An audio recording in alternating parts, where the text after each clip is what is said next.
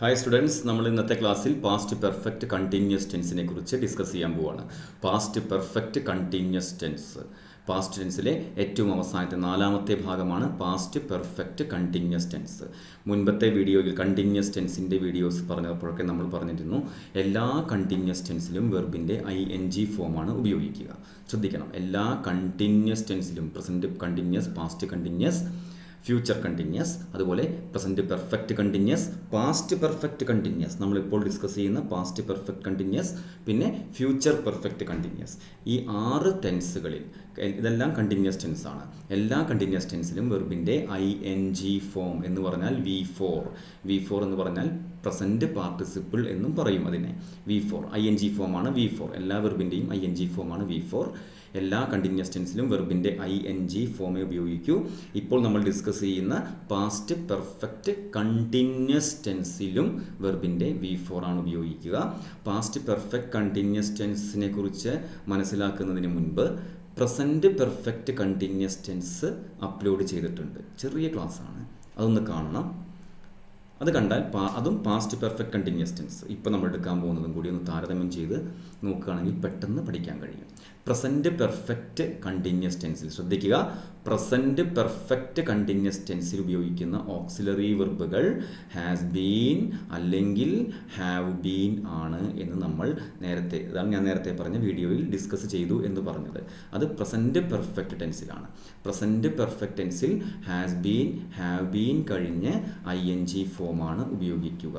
ശ്രദ്ധിക്കുക, present perfect ടെൻസിൽ നമ്മളിപ്പോൾ discuss ചെയ്യുന്നത് പ്രസൻറ്റ് പെർഫെക്റ്റ് കണ്ടിന്യൂസ് ടെൻസിൽ ഹാസ് ബീൻ അല്ലെങ്കിൽ ഹാവ് ബീൻ ഉപയോഗിക്കുക. ശ്രദ്ധിക്കുക, പ്രസൻറ്റ് പെർഫെക്റ്റ് കണ്ടിന്യൂസ് ടെൻസിൽ ഹാസ് ബീൻ അല്ലെങ്കിൽ ഹാവ് ബീൻ കഴിഞ്ഞ് ING ഫോമാണ് ഉപയോഗിക്കുക. നമ്മളിപ്പോൾ ഡിസ്കസ് ചെയ്യുന്നത് പാസ്റ്റ് പെർഫെക്റ്റ് കണ്ടിന്യൂസ് ടെൻസ് ആണ്. പാസ്റ്റ് പെർഫെക്റ്റ് കണ്ടിന്യൂസ് ടെൻസിൻ്റെ സ്ട്രക്ചറാണ് ഇപ്പോൾ നമ്മൾ സ്ക്രീനിൽ കാണുന്നത്. പാസ്റ്റ് പെർഫെക്റ്റ് കണ്ടിന്യൂസ് ടെൻസിൽ ഹാസ് ബീനും ഹാവ് ബീനും പകരം ഹാഡ് ബീൻ എന്ന ഓക്സിലറി വെർബാണ് ഉപയോഗിക്കുക. ഹാഡ് ബീൻ എന്ന ഓക്സിലറി വെർബ് കഴിഞ്ഞ് V4 വെർബിൻ്റെ ING ഫോം, വെർബിൻ്റെ ING ഫോം അല്ലെങ്കിൽ പ്രസൻറ്റ് പാർട്ടിസിപ്പിൾ എന്നും പറയും ഇതിനെ. ഹാഡ് ബീൻ കഴിഞ്ഞ് ING ഫോം വന്നാൽ അത് പാസ്റ്റ് പെർഫെക്റ്റ് കണ്ടിന്യൂസ് ടെൻസ് ആയിരിക്കും.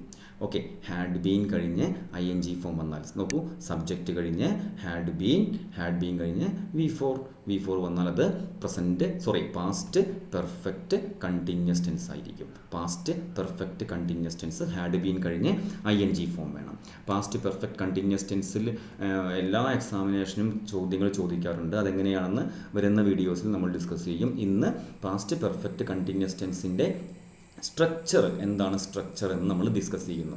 ഓക്കെ, ജസ്റ്റ് നമ്മൾ മനസ്സിലാക്കുന്നു. ഹാഡ് ബീൻ കഴിഞ്ഞ് ING ഫോം വന്നാൽ അത് പാസ്റ്റ് പെർഫെക്റ്റ് കണ്ടിന്യൂസ് ടെൻസ് ആയിരിക്കും. ചില സെൻറ്റൻസുകൾ സ്ക്രീനിൽ കാണാം. ഇതെല്ലാം തന്നെ പാസ്റ്റ് പെർഫെക്റ്റ് കണ്ടിന്യൂസ് ടെൻസിലുള്ള സെൻറ്റൻസുകളാണ്. ഇതെല്ലാം തന്നെ പാസ്റ്റ് പെർഫെക്റ്റ് കണ്ടിന്യൂസ് ടെൻസിലുള്ള സെൻറ്റൻസുകളാണ്. നോക്കൂ, പാസ്റ്റ് പെർഫെക്റ്റ് കണ്ടിന്യൂസ് ടെൻസിലുള്ള സെൻറ്റൻസുകളാണെന്ന് എങ്ങനെയാണ് മനസ്സിലായത്? ഞാൻ പറഞ്ഞതുപോലെ തന്നെ സിമ്പിളാണ് കാര്യം. ഹാഡ് ബീൻ കഴിഞ്ഞ് V4 ING ഫോം വന്നാൽ അത് പാസ്റ്റ് പെർഫെക്റ്റ് കണ്ടിന്യൂസ് ടെൻസ് ആണ്. എന്താ, ഇവിടെ എല്ലായിടത്തും ഹാഡ് ബീൻ ഉണ്ട്. എല്ലായിടത്തും ഹാഡ് ബീൻ എന്ന ഓക്സിലറി വെർബ് കാണാം. ഹാഡ് ബീൻ ആണ് ഇവിടെ ഓക്സിലറി വെർബ്. ഹാഡ് ബീൻ കഴിഞ്ഞ് എന്ത് വേണം?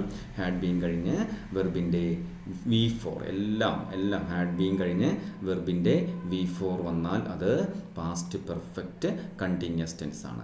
ഞാൻ ഒന്നുകൂടി ഓർമ്മിപ്പിക്കുന്നു, പ്രസൻറ്റ് പെർഫെക്റ്റ് കണ്ടിന്യൂസ് ടെൻസും പാസ്റ്റ് പെർഫെക്റ്റ് കണ്ടിന്യൂസ് ടെൻസും ഒന്ന് താരതമ്യം ചെയ്ത് ജസ്റ്റ് നോക്കുകയാണെങ്കിൽ പെട്ടെന്ന് പിടികിട്ടുന്ന സംഭവമാണ്. ടെൻസ് വളരെ സിമ്പിളായിട്ടുള്ള ടോപ്പിക്കാണ്. പക്ഷേ ശ്രദ്ധിച്ചില്ലെങ്കിൽ നമ്മുടെ ഇംഗ്ലീഷിൻ്റെ എക്സാമിനേഷൻ തന്നെ പ്രശ്നമായി മാറും. ടെൻസ് അറിയാത്ത ഒരാൾ എക്സാമിനേഷന് പരാജയപ്പെടുന്നതിൻ്റെ കാരണം അതാണ്. നമ്മൾ ഇംഗ്ലീഷിൻ്റെ കാര്യത്തിൽ ടെൻസ് അറിയാതെ ഒരു എക്സാമിനേഷനും നമ്മൾ എഴുതാൻ പോകരുത്. ഓക്കെ, ഞാനിപ്പോൾ പാസ്റ്റ് പെർഫെക്റ്റ് കണ്ടിന്യൂസ് ടെൻസ് ഒന്ന് സമ്മപ്പ് ചെയ്യുകയാണ്. സബ്ജക്റ്റ് സിംഗുലർ ആയാലും ഹി ഷീ എല്ലാം സിംഗുലറാണ്. ദേ പ്ലൂരലാണ്. ഓക്കെ, ഐ ആയാലും ശരി, ഐക്ക് എക്സെപ്ഷണൽ കേസസ് ഉണ്ട്, അതുകൊണ്ടാണ് ഐനെ എടുത്തു പറയുന്നത്. ഐ ആയാലും ആരായാലും സബ്ജക്റ്റ് ആരായാലും ഡൂവർ എന്ന് പറയും, ഡൂവർ ചെയ്യുന്ന ആൾ, ആ ഡൂവർ ആരായാലും ഹാഡ് ബീൻ കഴിഞ്ഞ് ING ഫോം വന്നാൽ അത് പാസ്റ്റ് പെർഫെക്റ്റ് കണ്ടിന്യൂസ് ടെൻസ് ആണ് എന്ന് അറിഞ്ഞിരിക്കുക. ഓക്കെ, ഇതെങ്ങനെ എക്സാമിനേഷൻ ചോദിക്കും, കൂടുതലായിട്ടുള്ള എക്സാമിനേഷൻ SSC, ബാങ്ക്, അതുപോലെ PSC എക്സാമിനൊക്കെ ഇതെല്ലാം ചോദിച്ചിട്ടുള്ളത് എങ്ങനെയാണെന്ന് വരുന്ന ക്ലാസ്സുകളിൽ ഡിസ്കസ് ചെയ്യാം. അതിനു മുൻപ് അതെല്ലാം ഡിസ്കസ് ചെയ്യുന്നതിന് മുൻപ് ഈ പോയിന്റ്സ് അറിയാതിരിക്കരുത്. കാരണം ഇതാണ് ഇംഗ്ലീഷിൻ്റെ ബേസ് എന്ന് പറയുന്നത്. കഴിഞ്ഞ കുറച്ച് വീഡിയോകളിലായി നമ്മൾ ഡിസ്കസ് ചെയ്തുകൊണ്ടിരുന്നതെല്ലാം തന്നെ ഇംഗ്ലീഷിൻ്റെ ബേസാണ്. ഏത് എക്സാമിനേഷൻ എഴുതാൻ പോകുന്നുവെങ്കിലും ഈ ബേസ് നമുക്ക് വേണം. അതുകൊണ്ടാണ് ഇത് വളരെ കൃത്യമായി ഊന്നി പറയുന്നത്. പാസ്റ്റ് പെർഫെക്റ്റ് കണ്ടിന്യൂസ് ടെൻസ് പഠിച്ചോളൂ. അടുത്ത വീഡിയോയിൽ പുതിയ ഒരു ടോപ്പിക്കുമായി നമുക്ക് കാണാം. Till then bye.